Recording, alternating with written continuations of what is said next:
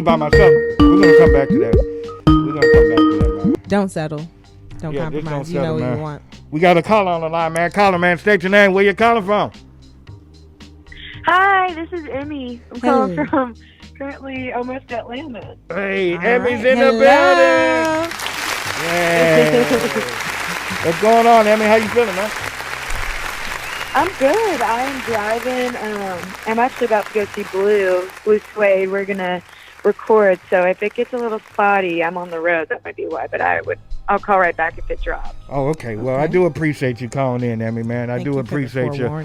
Now let me ask you this. I see when I first brought to you, big shouts to DJ Gia, man. Big shouts to him. He brought to me, and I was listening to, and I'm like, yo, who is this? Who is she, man? What's going on? And he was like, yo, man, she's really dope. She can sing and everything else like that. And I just want to ask you, man, how did you get into this music thing? Where did it all start for you? So I've pretty much been singing my whole life, like ever since I could talk. Okay. But for me back then, it was kind of like a hobby type thing, and I never really thought that it was a career path, just because I've been raised in a family where no one really had, like, my parents and siblings, they're not very artistic, and we're just kind of taught like the 9-to-5 thing. So I was like, that's like impossible for me to ever do. I went the college route, and I still, like, in the back of my mind, I always have, like, it's been my biggest dream. And so it wasn't until I moved to Houston, Texas, with my dad after I graduated.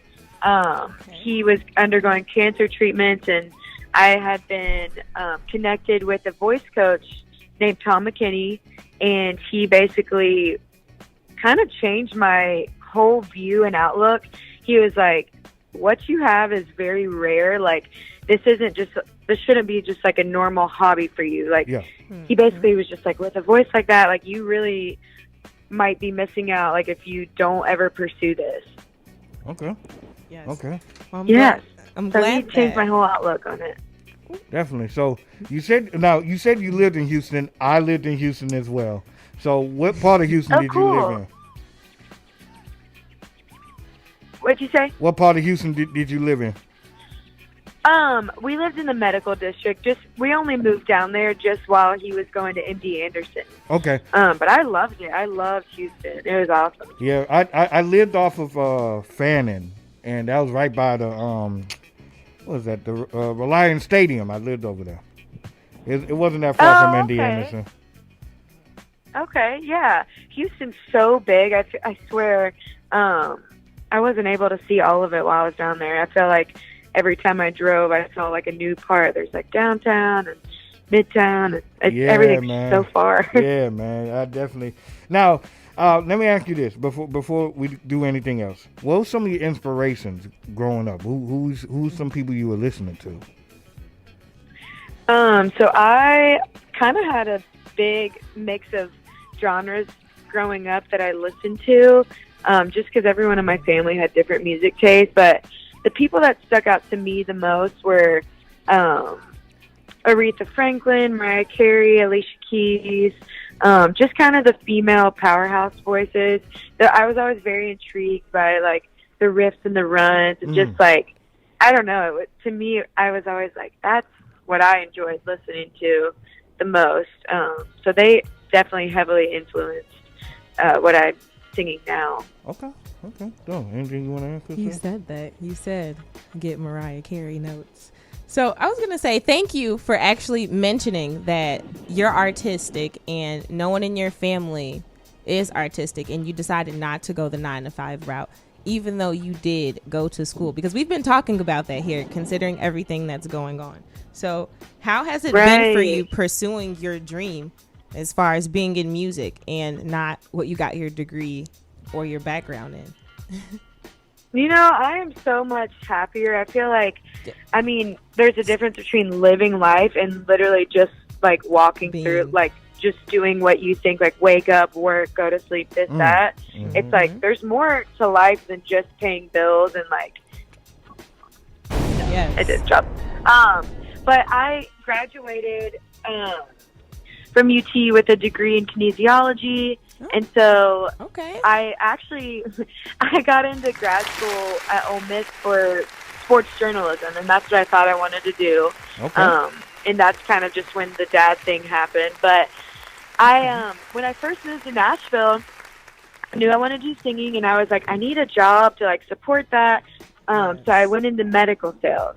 And as you know, like I could be very comfortable in medical sales. I could pay all my bills. I could not blink twice about it. And it still wasn't fulfilling to me. Like I quit that job. I started bartending, took a huge pay cut on that. And it was just like, I'm happier than ever doing what I love, than I am working for someone else, doing the typical like money route. So knowing what both sides are like, I choose like what I'm passionate about every single day over a paycheck. I like the fact that you're saying this is because I took the similar route as well. I always say I took that leap of faith in 2010 whenever I just said, you know what, hey, yo, I'm going to go out there and make something happen. And I like the fact that you put in the fact that, yes, I had to somewhere pay my bills because even though I'm pursuing this career, I have to have something to fund whatever I'm doing for life and just, you know, you're passionate with. And now you're coming into a place where, hey, I'm reaping the rewards from that and I'm happy. And that's awesome. Right. Man.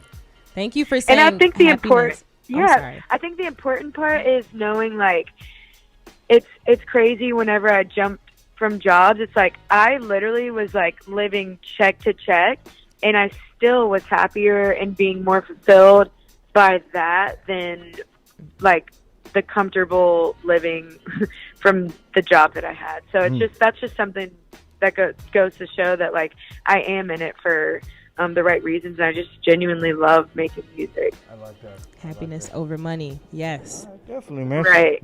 So let's talk about this song that you got. Disturbances. Yeah, no disturbances, man. So talk to us about that. Who are you talking to, first of all? Because what happened?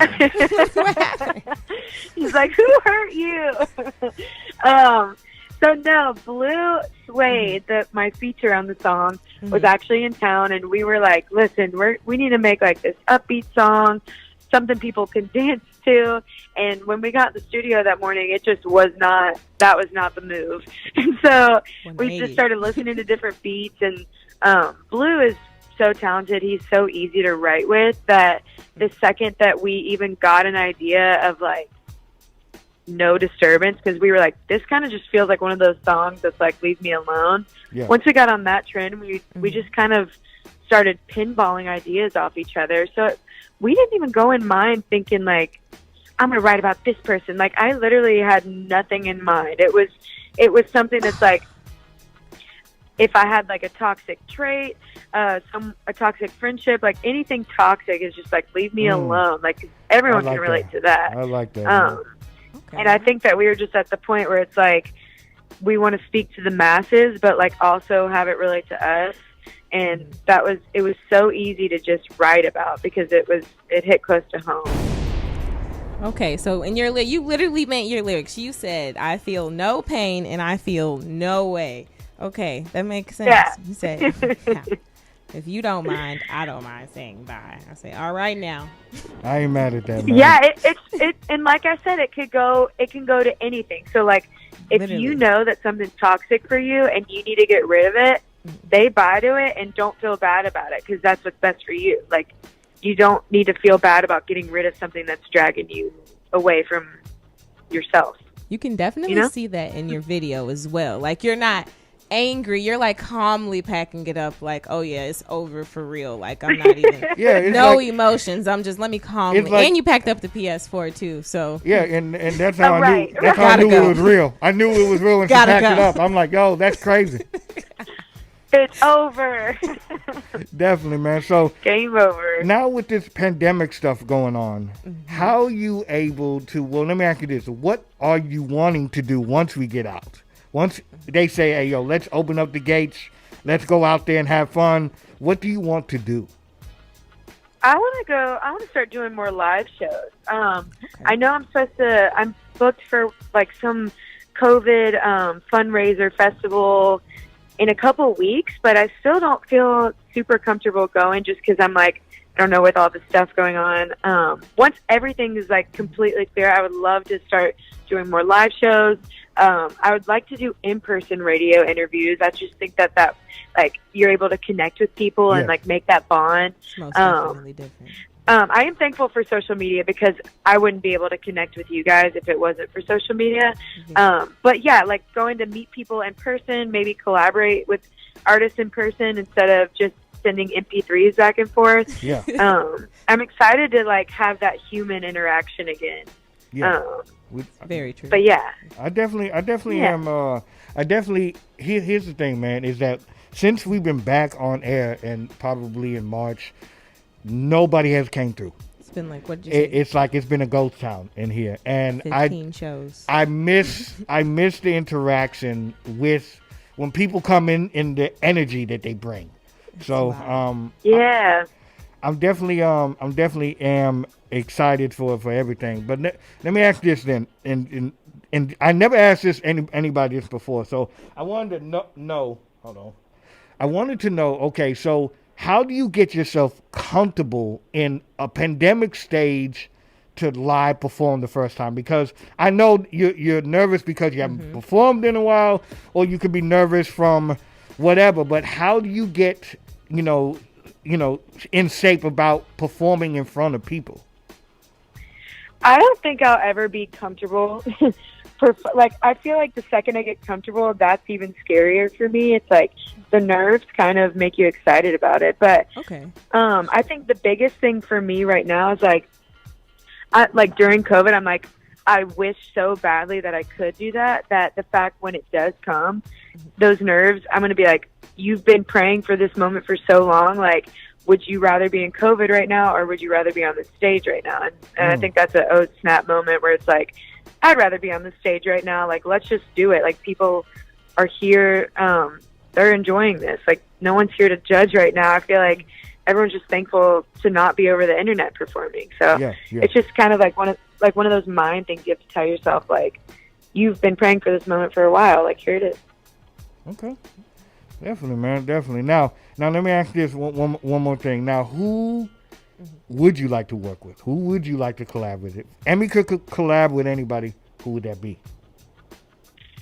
Currently, I have a couple different ones. So I would love to collaborate with Bryce Vine. I think he is awesome. Like, I love the vibe that he puts out. I love like the way that his music makes me feel like when I listen to it. And I think he's super humble. I've just enjoyed watching him grow as an artist recently.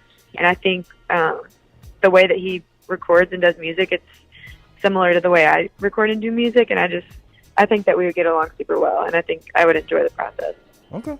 I ain't mad at that. I'm not mad at all. Producer-wise, who would you like to work with? Ooh. Producer-wise, I did meet a guy at Royal Radio Memphis the other week for an interview, and he was the producer on the Bruno Mars Uptown Funk track. And I was like, wow, I would love to work with him, especially being from Memphis. There was so much soul in that track. I was pretty amazed, and I got to tour the studio in person, and they showed us all these different instruments that they use to like make the noises. Like, there's this little box and like just things that you wouldn't expect to be the instruments. I was like, that'd be so cool to like work with this producer, because I don't know, I'm open to working with anyone, but he would be really cool to do. Okay, let's go then. Anything you want to ask us? No, I was gonna say, I think that you should do your live performance even though it is COVID, but here at Chi-Town Urban Radio, we're germ freaks. So I would suggest, if you are scared, have your mask, bring your Lysol, spray the stage down, have your mic cover, have on like a little cute glove to hold the mic, give virtual hugs, spray the stage before you leave. Anything else, DJ? What else? What are some precautions? Some more precautions. And make sure there's nobody else besides us in here? or there's gonna be a little bit of people? I think if it's a live show, if she has a live show, it might be a little bit of people. Okay, make sure that they're clean. She can't control that. Yeah, right. Unless she spray mist the audience. That's what I would do. I ain't gonna lie to you. UV light the whole audience. Yeah, you know. I don't know. If she can do that, but hey, who knows? You know, Donald Trump doesn't care apparently. Right. I just pass out Clorox to everyone. Yeah. Definitely, man. Now, as far as in 3 years, man, where do you see yourself in 3 years? I would like to say Billboard. I want to be sitting amongst all the other artists. I want to be on the charts and on big Spotify playlists. That's the goal. I think it's important to set really big goals, but it's also nice to like appreciate the little ones. So I'm enjoying the process up to then. I'm not gonna like hate life if I never get there, because I have fun every single day recording and maybe reaching my small audience that I do. But that is where I see myself in 3 years.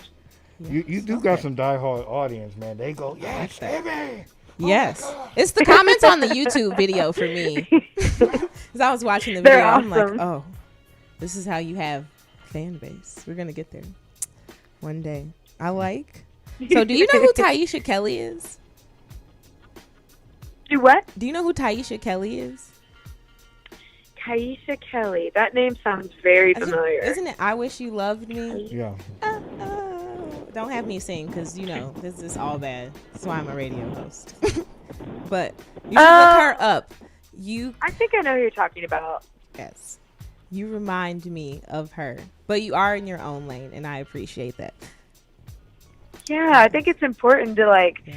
I mean, people these days are like, what genre are you? Pop, R&B, this, that? I'm like, I just sing what I like to sing. I don't really know what genre I am. And if it makes, like, if it fits into a lane, cool. Like, if I'm making my own, even better. So I just make what you want to make. Tell them, don't put you in a box. Hey, I like the creativity of it, man. I think in this day of age, it's like people want to put you in a box. No, just be creative. You know? Right. I completely agree. I think MGK, Machine Gun Kelly, just released like this whole pop punk album, and he used to do rapping, and I'm like, that's awesome. Like, you're switching back and forth genres. I'm like, that is creativity right there. But you know what though? I think because in this day of age in society, we have a need to have labels for something. We have to have a label, and it's like, sometimes it's a lot of gray area in life. So why can't we accept that's what it is sometimes? They're one track minded. So definitely, man. I completely agree. Emme, I do appreciate you stopping by, man. Yeah. Okay. This is Chi-Town Urban Radio. This is Emme, and this is the #1 station in Chicago. Let's go. Woo, woo. Definitely, man. Definitely. Woo, woo. I appreciate you, man. Anything else you want to say? No. I look forward to talking with y'all again. I think I'm about to release a single in a couple of weeks, and I'm kind of keeping the date under wraps right now, but I would love to talk to y'all again after I release it. Okay. Yes. Definitely. Send us that single. I need something to sing while I clean up that's peaceful, but also makes me feel. Yes. Let's do it. Yeah. So you want to introduce? Thank y'all so much. You want to introduce your track real quick? Yeah. This is No Disturbance by Emme featuring Blue Suede. Hey, man, Chi-Town Urban Radio with the one and only DJ Malone. And Shayla Marie. Emme, I appreciate you stopping by, man. Thank you so much again. I'll talk to y'all later. See you soon. Let go. Bye.